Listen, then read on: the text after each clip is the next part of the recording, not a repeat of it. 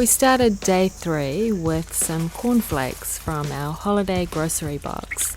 Then we had a bit of a look around the camping ground. This camping ground is run by a New Zealand government organisation called the Department of Conservation, or DOC. It cost $7.60 each to stay here. This sign says Taputaputa Bay. When I was looking through the footage at home later, I noticed that mysteriously there was a different name on one of the other signs.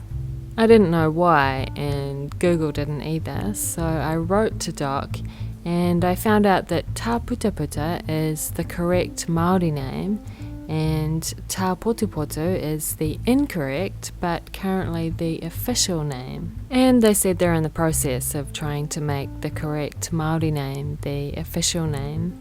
I had a quick swim, threw some bottles away in the recycling station, turned the gas off, closed the vent, and headed to the top of Aotearoa.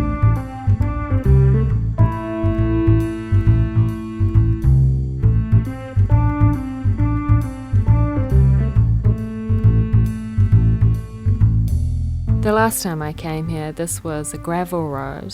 This final part of State Highway 1 was sealed last year.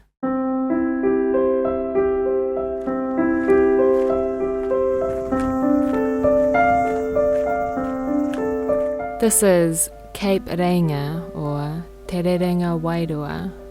It's not actually the northernmost point of New Zealand, although most people usually think it is.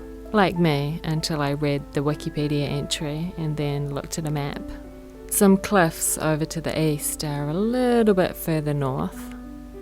Apparently, when we die in New Zealand, this is where our spirits come to leave this world.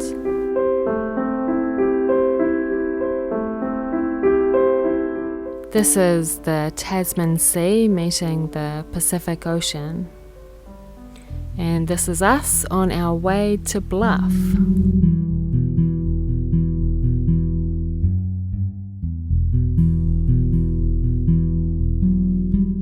We left State Highway 1 for a bit to check out the Te Paki sand dunes. I met a guy in Auckland at the end of last year who has travelled a lot around New Zealand. Kevin's originally from Buffalo in the United States and has lived in New Zealand since 2008. He told me a story about the time he visited these sand dunes. I love traveling New Zealand and sharing my travels with other people, so I take lots of photographs along the way, and I use my iPhone to do that. So here I was sandboarding on these giant sand dunes, and I had my iPhone in my pocket. I took it up to the top of the hill with me, and I captured a great shot of everybody sliding downhill and zooming past me. So I put it in my pocket, jumped on my board, went down to the bottom of the hill, hit a bump along the way, and stood up to find that my pockets were a little bit lighter than they were up at the top. And somewhere in this giant pile of sand, my iPhone was gone. And thankfully, a little girl came up to me just a minute later and said, "I saw this fall out of your pocket, and this is yours." And I was really relieved to be able to find that again. Yeah, still worked. Just brushed a little bit of the sand off of it. It was all good to go.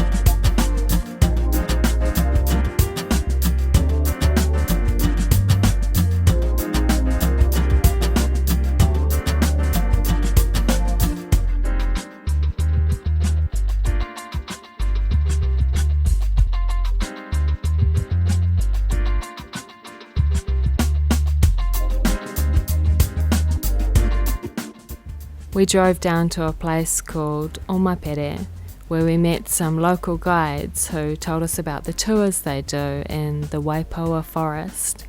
We can't guarantee that we're going to see or hear any wildlife. That's entirely up to Mother Nature. But we can guarantee that you will see two of the largest known Kauri trees in the world. Our signature tour, our twilight encounter, usually takes about 4 hours, but we have private tours during the daytime.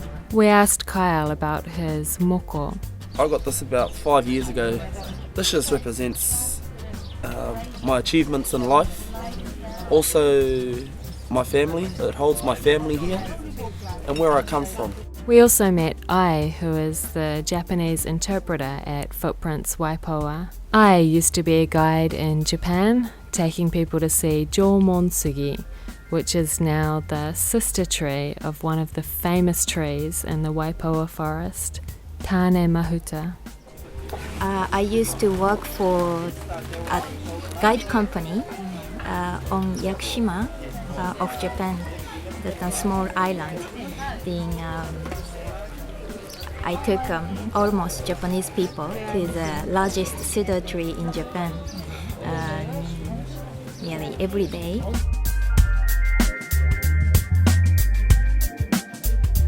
I bought a postcard at the information centre and sent it to Sweden.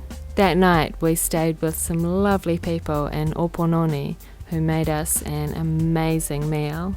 People often say the best part about travelling is the people you meet. It was definitely true for us.